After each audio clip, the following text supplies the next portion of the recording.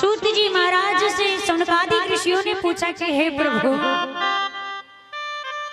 कल्याण का मार्ग क्या है, शास्त्रों का सार क्या है, अवतारों का प्रयोजन क्या है और कर्म क्या है, भगवान के अवतार कितने हैं और भगवान के निज धाम पधारने पे ये धर्म किसके शरण में जाता है।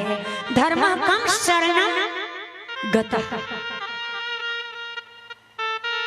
भगवान के निज धाम जाने पे धर्म किसके शरण में जाता है।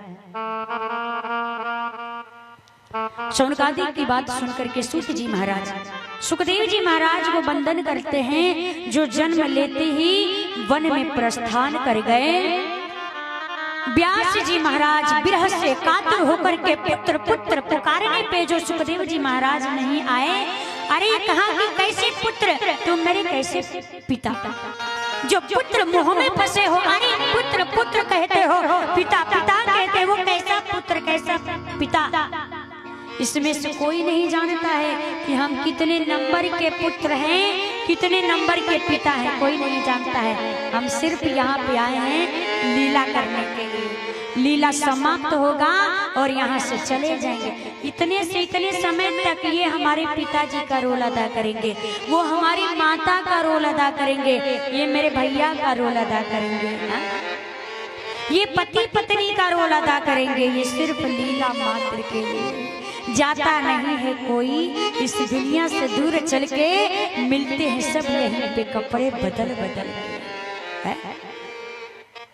जैसा लीला करेंगे, जैसा कर्म करेंगे, वैसे परमात्मा हमको भेजेंगे कि जाओ सुंदर लीला तुमने किया है, तुमको फिर से मनुष्य बना करके भेजा जाएगा। यदि कर्म खराब होगा, अगर आपका भजन नहीं होगा, भाव नहीं होगा, काम क्रोध मद लोभ ईर्ष्या में दिन रात रत रहोगे, तो भगवान क्या कहेंगे, इसने अच्छा कर्म नहीं किया है, भजन नहीं किया, झूठ बोल करके यहाँ से गया है। तो भगवान कुकर का, शुकर का, गीद का, बाज का, कुत्ते का ऐसे वस्त्र पहना के भेजेंगे। इसलिए इतना सुंदर कर्म करिए जो भगवान फिर से मनुष्य का शरीर में भेजे, मनुष्य का वस्त्र पहना के भेजे। कितने भाग्यशाली हैं। 84 लाख योनियों में भटकने के बाद अभी तो पता नहीं चलता, हमें अच्छा लगता है, लेकिन मरने के बाद पता चलता है। इसलिए बार बार पुत्र पुत्र पुकारते हैं। विरह से कातर होकर के वृक्षों ने अपने आप में छिपा लिया और कहा कि पुत्र पुत्र करते हो, पुत्र मोह में फंसे हो, इस पुत्र मोह को छोड़ दो। तुम्हारा बेटा भगवान का भजन करने जा रहा है, जगत का कल्याण करने के लिए जा रहा है। व्यास जी, आप अपने पुत्र को मत रोकिए। व्यास जी आधे मार्ग से चले आए, वापस आ ही रहे थे, तब तक नदी में कुछ युवतियां स्नान कर रही होती हैं।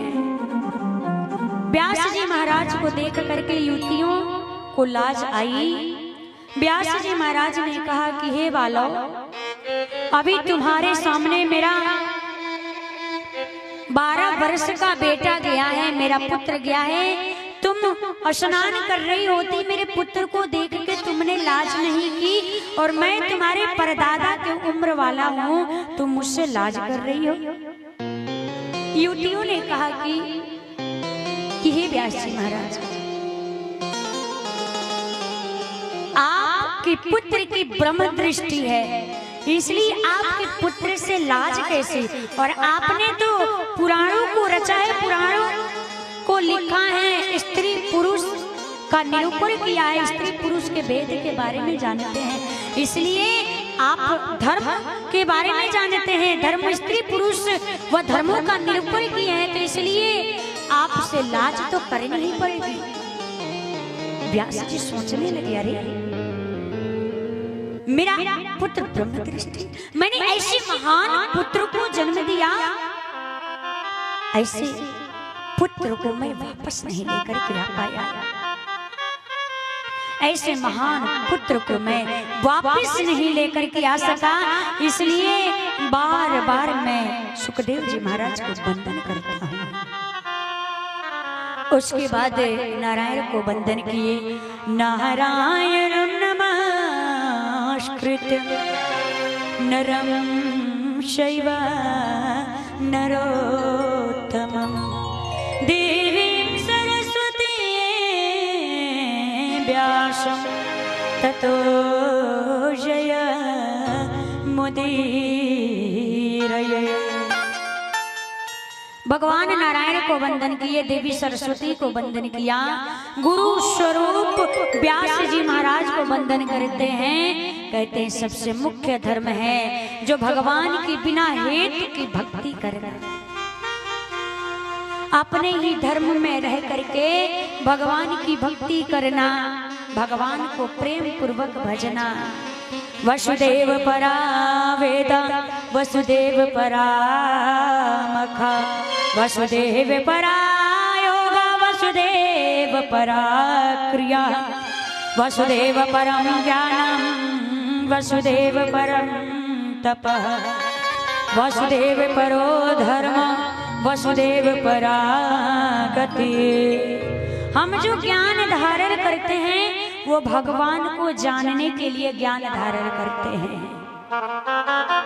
और हम जो तप करते हैं वो भगवान को प्राप्त करने के लिए तप करते हैं। हम जो दान करते हैं वो भगवान को प्रसन्न करने के लिए दान करते हैं। जो धर्म करते हैं वो भी भगवान की प्रसन्नता के लिए हम धर्म करते हैं। इसलिए भगवान हमें परम गति को देने वाले हैं।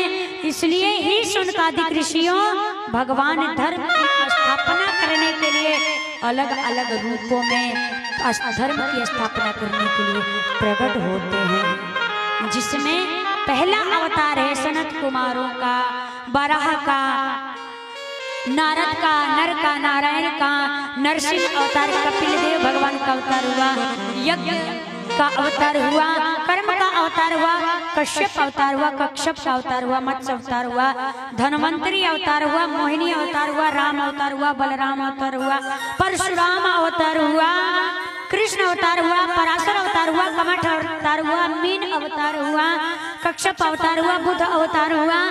कली में विष्णु यश नाम वाले ब्राह्मण की यहाँ भगवान का कल की अवतार होगा। इसलिए भगवान श्री कृष्ण जो है वो परिपूर्ण ब्रह्म है। इंद्र व संत वृंद असुरों को दुखी देखते हैं भगवान, तो वो जब वो दुखी होकर के पुकारते हैं तो भगवान अनेकों अनेक रूप में अवतार लेते हैं।